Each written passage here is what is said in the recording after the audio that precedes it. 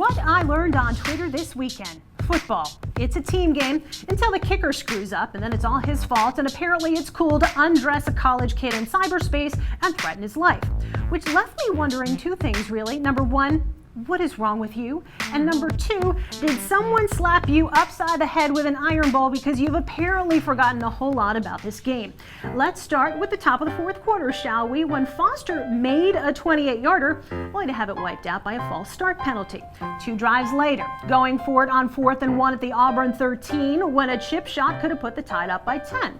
The DBs who misplayed the game-tying Sammy Coates touchdown with a half-minute left, the entire top-ranked run defense that got blown up for nearly 300 yards, and then, the decision to trot out a redshirt freshman with just 2 previous attempts for a 57-yarder, a distance at which NFL kickers have only connected 66% of the time this season, only to have his teammates caught totally flat-footed when the kick fell short.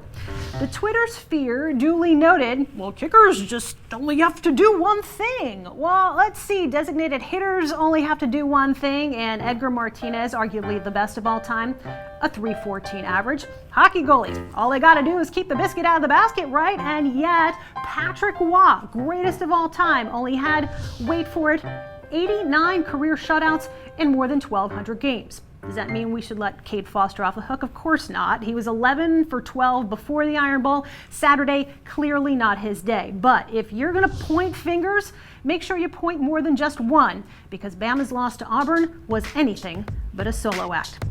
That's today's Bonnfire. I'm Bonnie Bernstein. Thanks so much for joining us on The Download. We'll be back again at 1 o'clock Eastern tomorrow, right here on CampusInsiders.com.